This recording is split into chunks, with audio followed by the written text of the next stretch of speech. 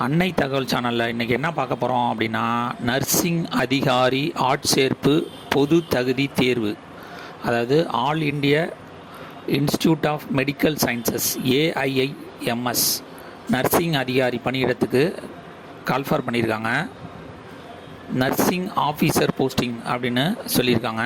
Place of posting எங்கே அப்படின்னா all over இந்தியாவில் அப்படின்னு சொல்லியிருக்காங்க. போஸ்டிங் பேர் நர்சிங் ஆஃபீஸர். நர்சிங் ஆஃபீஸர் போஸ்டிங்க்கு குவாலிஃபிகேஷன் என்ன, வயது வரம்பு என்ன, சேலரி என்ன அப்படிங்கிறத ஒன் பை ஒன்னாக பார்க்கலாம். Essential qualification BSc honours in நர்சிங்கில் முடித்தவங்க இதுக்கு விண்ணப்பிக்கலாம், அல்லது பிஎஸ்சி நர்சிங் முடித்தவங்க இதுக்கு விண்ணப்பிக்கலாம் அப்படின்னு சொல்கிறாங்க.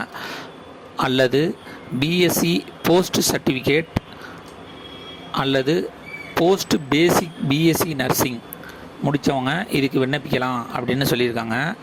விண்ணப்பிக்கிறவங்க registered as nurses and midwife with state அல்லது இந்தியன் நர்சிங் கவுன்சிலில் ரிஜிஸ்டர் பண்ணியிருக்கணும். அவங்க படித்த சர்டிஃபிகேட்டை ரிஜிஸ்டர் பண்ணியிருக்கவங்க மட்டும்தான் இதுக்கு விண்ணப்பிக்க முடியும் அப்படின்னு சொல்கிறாங்க. செகண்ட் பாயிண்ட் என்ன சொல்கிறாங்க அப்படின்னா, diploma in general nursing midwife முடித்தவங்களும் இதுக்கு விண்ணப்பிக்கலாம். Registered as nurse and midwife in state அல்லது இந்தியன் நர்சிங் கவுன்சிலில் ரிஜிஸ்டர் பண்ணியிருக்கணும் அப்படின்னு சொல்கிறாங்க.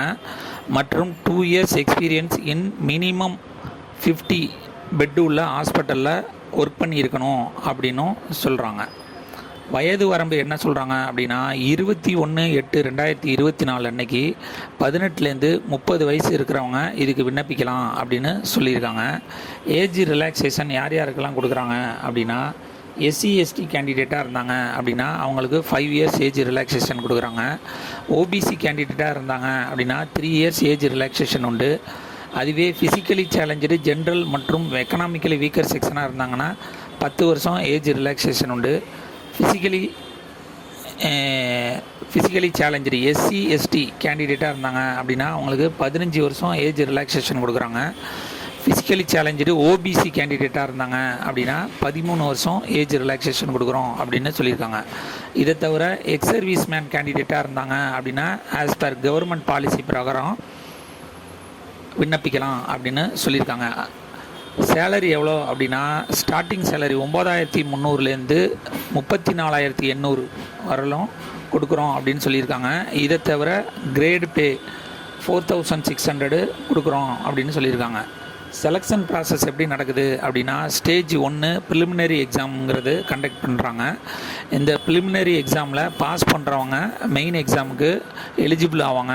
அந்த மெயின் எக்ஸாம் எலிஜிபிள் ஆகிறவங்க போஸ்டிங் செலெக்ஷன் ஆவாங்க அப்படின்னு சொல்லியிருக்காங்க. ஆன்லைன் மூலியமாக மட்டும்தான் இந்த எக்ஸாமுக்கு விண்ணப்பிக்க முடியும்.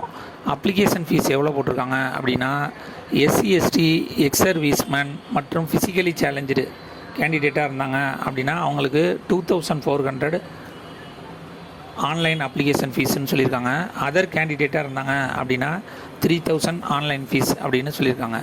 விண்ணப்பிக்க கடைசி நாள் என்றைக்கு சொல்லியிருக்காங்க அப்படின்னா 21/8/2024. அப்ளிகேஷன் கரெக்ஷன் இன்கேஸ் நீங்கள் அப்ளை பண்ணதுக்கப்புறம் ஏதாவது தவறு பண்ணிட்டீங்க அப்படின்னா அப்ளிகேஷன் கரெக்ஷன் விண்டோ பீரியடு 22/8/2024லேருந்து 24/8/2024 வரலாம் பண்ணிக்கலாம் அப்படின்னு சொல்லியிருக்காங்க. ஸ்டேஜ் 1 ப்ரிலிமினரி எக்ஸாம் 15 செப்டம்பர் 2024 அன்னைக்கு நடக்கும் அப்படின்னு சொல்லியிருக்காங்க. மெயின்ஸ் எக்ஸாம் 4th அக்டோபர் 2024 நடக்கும் அப்படின்னு சொல்லியிருக்காங்க. டிஸ்கிரிப்ஷனில் லிங்க் கொடுத்துருக்கேன். விண்ணப்பித்து வெற்றி பெற்று பணியில் சேர்க. நன்றி, வணக்கம்.